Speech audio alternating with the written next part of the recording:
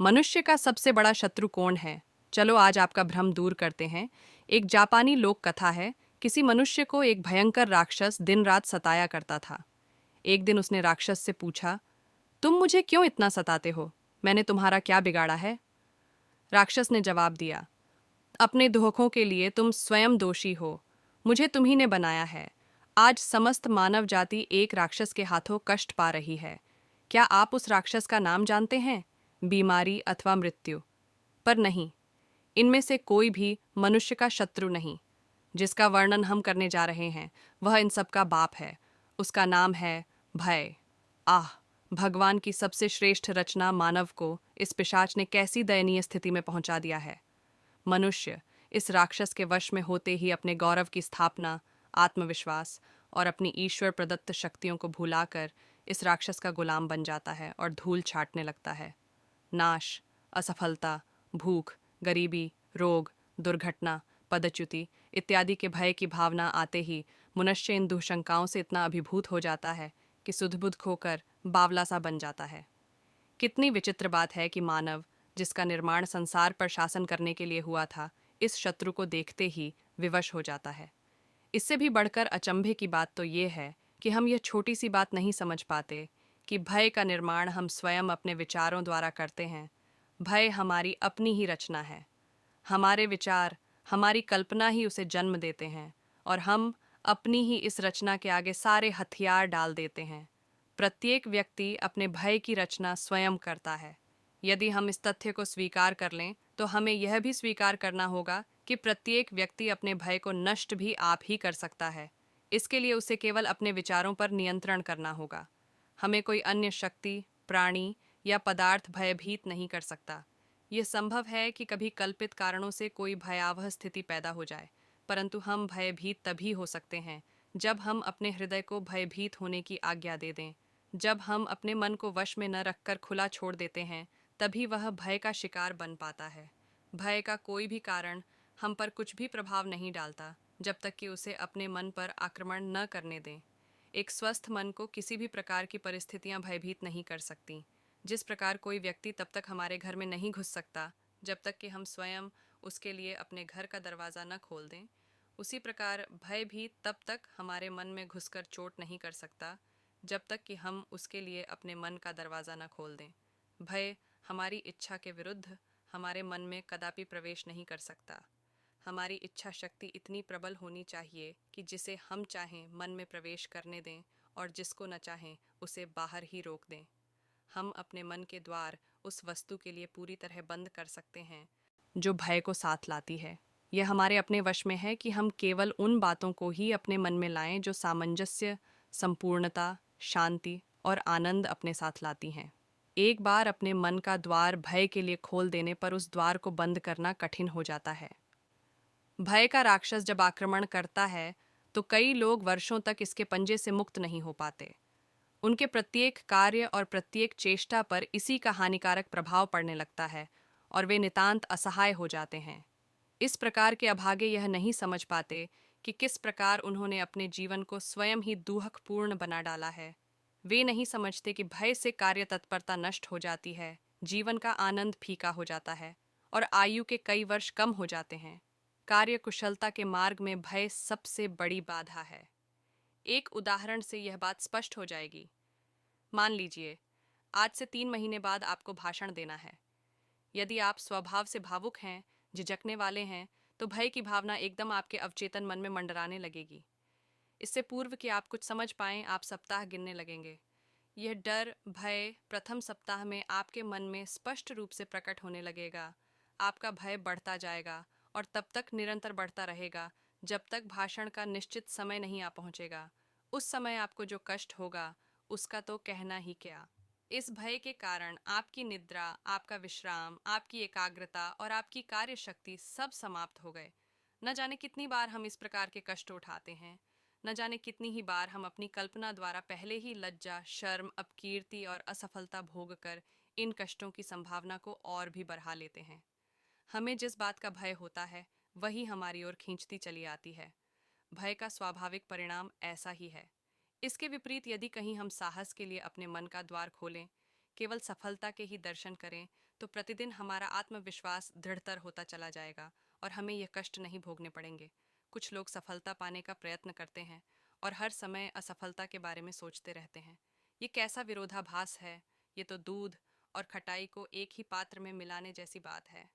मन से तो हम असफलता की ओर झुके हुए हैं और प्रयत्न कर रहे हैं सफलता के लिए। काम किसी और चीज़ के लिए कर रहे हैं और आशा किसी और चीज़ की कर रहे हैं। ये कैसा जीवन दर्शन है। ये कैसी फिलॉसफी है। सफलता, समृद्धि, सुख ये एक निश्चित नियम या कानून पर आश्रित हैं। इस नियम या कानून को हम सुविधा के लिए आकर्षण का सिद्धांत कह सकते हैं। सफलता का मूल आशावादी चिंतन है। सफल होने के लिए हमें सफलता की आशा करनी चाहिए। यदि हम असफलता की आशा करेंगे तो असफलता की तरफ ही गिरेंगे। जैसा बीज होगा वैसा ही तो फल होगा। इसीलिए भय को सबसे बड़ा शत्रु माना है। ये व्यक्ति को निरंतर निरुत्साहित करता रहता है और इस प्रकार उसे उस कार्य में भी असफल बना देता है जिसकी उस व्यक्ति में सामर्थ्य थी। प्राचीन रोमन लोगों पर भय का इतना प्रभाव था कि उन्होंने इसका एक मंदिर ही बना दिया था। भय इच्छा और महत्वाकांक्षा की हत्या कर डालता है, उत्साह को उड़ा देता है और कार्यारंभ की शक्ति नष्ट कर देता है। मनुष्य के मन पर जब भय का आक्रमण होता है तो उसके अंग प्रत्यंग तक निश्चेष्ट हो जाते हैं। आज जो बहुत व्यक्ति जीव विकास की दृष्टि से बौने रह गए हैं, यदि यह भय नाम शत्रु उन पर आक्रमण न करता तो वे पूर्ण विकसित जीवन प्राप्त करते। पर इस शत्रु ने उन व्यक्तियों को कुचल डाला, उनके सुंदर स्वप्नों को मसल कर रख दिया। भय का जन्म अज्ञान से होता है। हम भयग्रस्त होते हैं क्योंकि हम अपनी दिव्य कार्यशक्ति और सामर्थ्य, आशाओं और संभावनाओं के प्रति जागरूक नहीं हो पाते। हमने अब तक अपनी शक्तियों के एक छोटे से अंश का ज्ञान प्राप्त किया है। हमें अपने साधनों की पूरी जानकारी नहीं है। शक्ति का एक विशाल सुरक्षित भंडार हमारे भीतर विद्यमान है जिसकी अब तक हम खोज नहीं कर पाए। हमारे भय का सबसे मुख्य कारण ये है कि हम अपने आप को एक पृथक इकाई समझते हैं, पृथक व्यक्ति मानते हैं। अपनी सत्ता को हम ऐसी समझते हैं जिसे सृष्टि रचयिता ने इस ब्रह्मांड में संग्राम और संघर्ष करने के लिए अकेले फेंक दिया है। परंतु वास्तविकता ये है कि हम उस कर्ता की विशाल योजना के एक अभिन्न अंग मात्र हैं। हम उस महान सृजन शक्ति का एक महत्वपूर्ण अंश हैं। साथ ही स्वयं हमारा भी प्रतिफल पुनर्निर्माण और पुनः सृजन होता रहता है। क्षण प्रतिक्षण हमारा पुनर्नवीकरण होता रहता है। पल पल हमारा नूतन निर्माण होता रहता है। जितनी बार हम सांस लेते हैं उतनी ही बार हमारी पुनर्रचना होती है। कर्ता को उसकी कृति से अलग नहीं किया जा सकता। वह सर्वशक्तिमान है। हम उसकी रचना हैं और उससे अविच्छिन्न हैं। फिर हमारे और उसके बीच भय के लिए स्थान कहाँ रह जाता है। हमें असफलता की आशंका से भय होता है, पर हम यह नहीं सोचते कि जब हम सफलता के अजर अमर दिव्य स्रोत से अपना संबंध जोड़ लेंगे तो असफलता की सत्ता ही न रह जाएगी। हम रोग से भयभीत क्यों होते हैं? क्योंकि हम नहीं जानते कि स्वास्थ्य ही हमारा जीवन है और यही जीवन की स्वाभाविक अवस्था है। हमारी वास्तविक स्थिति स्वस्थता है। रोग की तो कोई सत्ता ही नहीं। केवल स्वास्थ्य के अभाव का ही नाम रोग है। हम निर्धनता की आशंका से भयभीत होते हैं क्योंकि हमें इस बात का ज्ञान नहीं कि हमारे जीवन का स्रोत जहाँ से प्रवाहित हो रहा है वह समस्त पदार्थों का अखंड स्रोत है। उसके रहते हम अभावग्रस्त कैसे हो सकते हैं? हाँ, जब उससे संबंध विच्छेद करके हम अपनी सत्ता को अपने व्यक्तित्व तक ही सीमित मान लेते हैं, तब हम निर्धनता का अनुभव करने लगते हैं। हम नहीं समझते कि हमारे अंदर ऐसी शक्ति भी विद्यमान है जो संकटपूर्ण परिस्थिति का सामना करने के लिए कहीं अधिक समर्थ है। यदि हमें इतना पता हो कि हमारे पास ही समस्त वस्तुओं का अथाह भंडार है जो हमारे अभाव को क्षण मात्र में नगण्य और तुच्छ बना सकता है, तो हम निर्धनता के भय की हंसी उड़ाने में समर्थ हो सकते हैं। हम अपने सीमित दृष्टिकोण के कारण अपने साधनों के केवल अंश मात्र को ही देख पाते हैं। हम अपने आप को अपने शरीर तक ही सीमित मानकर चलते हैं और इस प्रकार उस विशाल व अथाह भंडार से अपना संबंध विच्छेद कर लेते हैं। यदि हमें अपनी दिव्य संभावनाओं का थनिक भी ज्ञान होता, अपने अंदर छिपी महान सामर्थ्य का थनिक भी पता होता, तो हम कभी भी भयग्रस्त न होते। इस बात के ज्ञान मात्र से ही समस्त प्रकार के भय नष्ट हो जाते हैं कि भगवान हमारे प्रत्येक कार्य में साझीदार है। पर खेद तो यह है कि हम अपने विषय में जब भी अनुमान करते हैं, अपने आप को बहुत तुच्छ बना लेते हैं। हम संकट को अपनी शक्ति और सामर्थ्य से बढ़ चढ़कर मान लेते हैं, परंतु ऐसा करना अपने हाथों, अपने पांवों में कुल्हाड़ी मारना है। क्योंकि जिस पल हमें अपनी आंतरिक शक्ति की अनुभूति हो जाती है, उसी क्षण हमारी सामर्थ्य बढ़ जाती है। उस असीम से संबंध जोड़कर हमारी शक्ति भी असीम हो जाती है और उसके सम्मुख संकट मिट जाता है।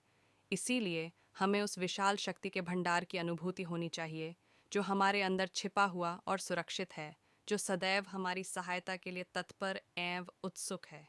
यदि एक नवयुवक जो कि पूंजी कम होने के कारण किसी व्यापार को आरंभ करने में बड़ी कठिनाई का अनुभव कर रहा हो, अचानक इस समाचार को प्राप्त कर ले कि स्टैंडर्ड ऑयल कंपनी ने उसकी सहायता करने का निश्चय कर लिया है और वह अपने व्यापार को चलाने के लिए जितना चाहे धन उक्त कंपनी से प्राप्त कर सकता है, तो उस युवक को कितनी असीम प्रसन्नता होगी। ठीक उसी तरह जिस व्यक्ति का संबंध उस असीम शक्ति के भंडार, उस सर्वशक्तिमान से जुड़ जाता है, तो उसे किसी प्रकार की शक्ति, सामर्थ्य या पूंजी की आवश्यकता नहीं रहती। वह फिर किसी प्रकार के भय से ग्रस्त नहीं होता। उस असीम के अथाह भंडार से संबंध जोड़ने के बाद फिर जितनी चाहो शक्ति ले लो, जितनी चाहे सामर्थ्य प्राप्त कर लो, तुम्हें कभी कोई कमी महसूस नहीं होगी।